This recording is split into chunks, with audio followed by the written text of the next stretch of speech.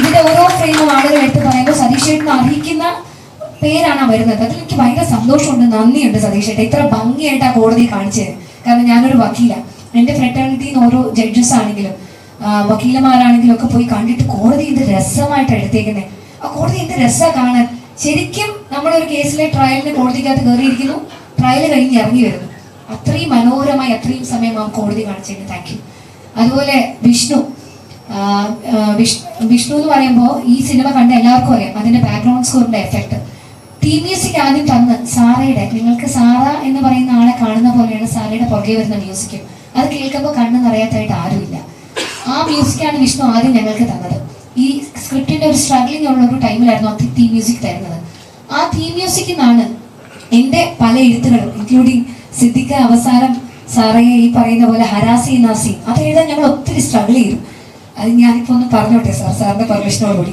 Sir പറഞ്ഞു എനിക്ക് ഇത്രയും വൃത്തികൾ എഴുതാൻ പറ്റില്ലല്ലോ, താൻ തന്നെ അത് എഴുതണം. അപ്പൊ ഞങ്ങൾ സാറേ ഞാനും അങ്ങനെ ഒരാളല്ല, ഞാനത് എങ്ങനെയാ, കാരണം അത് ഒരു ഭയങ്കര സീനിയർ ലോയറാണ്. അദ്ദേഹത്തിന് ഒരിക്കലും സെക്ഷലി കളേർഡായുള്ള റിമാർക്സ് അവിടെ പറയാൻ പറ്റില്ല, അതൊരു ഒഫൻസ് ആണ്. പക്ഷേ കോൺസെൻട്രേഷൻ തെറ്റിച്ച് വിട്ടു അദ്ദേഹം ഡെസ്പറേറ്റ് ആണ്. അപ്പൊ ആ വാക്കുകൾ എഴുതുക അത് ഈസി അല്ല. സാറയുടെ ഇമോഷനുണ്ട്, ഇദ്ദേഹത്തിന്റെ ഭീഷണിയുണ്ട്, ത്രെട്ടണിങ് ആണ്, ഇന്റിമിഡേഷൻ. ഈ തീം മ്യൂസിക്കിലാണ് ഈ എഴുത്ത് ഏറ്റവും കൂടുതൽ എനിക്ക് സാധിച്ചത്. Thank you so much. അതുപോലെ ആ തീം മ്യൂസിക്കിൽ ഈശ്വരാനുഗ്രഹത്തിലാണ് അതിന്റെ ക്ലൈമാക്സ്. സിനിമ എല്ലാം കഴിഞ്ഞു, വിജയ് മോഹൻ അവിടെ നിന്ന് ഇറങ്ങി പോകുന്നു എന്നുള്ളത് ഞങ്ങൾ എഴുതിയിരുന്നത്. ഈ തീം മ്യൂസിക്കിൽ സാർ ഒരു 2 ദിവസത്തേക്ക് പിന്നെ ഞങ്ങളെ ഒന്നും വിളിയൊന്നും ഇല്ലായിരുന്നു. അപ്പൊ ഞങ്ങൾ തമ്മിൽ ഡെയിലി കോൺടാക്ട് ഉണ്ട്. സാർ ഒരു ദിവസം ഞാൻ എപ്പോഴും സാറിനെ പിന്നെ നോക്കുമ്പോൾ സാറിനെ വിളിക്കുമ്പോഴൊക്കെ ചിലപ്പോൾ ഈ തീം മ്യൂസിക് ഇങ്ങനെ ബാക്ക്ഗ്രൗണ്ട് പ്ലേ ആണ് കാറിലും അവിടെയൊക്കെ. ഇത് കേട്ടുകൊണ്ട് സാറിന്റെ മനസ്സിൽ ദൈവം തോന്നിച്ചതാണ് അവസാനം നിങ്ങൾ കാണുന്ന ആ ക്ലൈമാക്സ്, ആ കോടതി രംഗത്ത് ഏറ്റവും ടച്ചിങ് ആയിട്ടുള്ള ആ ക്ലൈമാക്സ്. അതിന്റെ എല്ലാം നന്ദി ഞാനിപ്പോൾ അറിയിക്കാം Vishnu. Thank you so much. ഇനി വിനായകനെ കുറിച്ച് പറയുകയാണെങ്കിൽ, വിനായകൻ ജിത്തു സാറിന്റെ കൂടെ ഞാൻ പരിചയപ്പെട്ടത് മുതലുള്ള ഒരാളാണ്. എല്ലാ സിനിമയുടെ എഡിറ്ററാണ്, പല ജോണറിലുള്ള എല്ലാം എഡിറ്റ് ചെയ്ത് വെച്ചിട്ടുണ്ട്. പക്ഷെ ഈ ഒരു സബ്ജക്ട് കോർട്ട് റൂം, അത് മുഴുവൻ ലെങ്തിൽ ഒരു കോർട്ട് റൂം, ഞങ്ങളിത് എടുക്കുമ്പോൾ ഈ 4K ഷൂട്ട് ചെയ്യുന്ന എല്ലാം ഉണ്ട്. ഈ വിഷ്വൽസ് എല്ലാം കൂടെ എടുത്ത് വിനായകൻ ഞാൻ എല്ലാം എടുത്തിട്ടുണ്ട്. ഈ വിഷ്വൽസ് പക്ഷെ ഇത് എങ്ങനെയാണ്, കാരണം ഇതുവരെ ചെയ്തിട്ടില്ല, ഇത് എവിടെ നിന്ന് കട്ട് ചെയ്യും? 4 ക്യാമറയിൽ എത്രയും പേരുടെ ഇമോഷൻസാണ്, ഇത് കട്ട് ചെയ്ത് വരണം. വിനായകൻ എന്ന് പറയുന്ന ഒരു എഡിറ്റർ, എനിക്കറിയില്ല അത് എന്താണ് ടെക്നിക്കലായിട്ട് പറയേണ്ടതെന്ന്.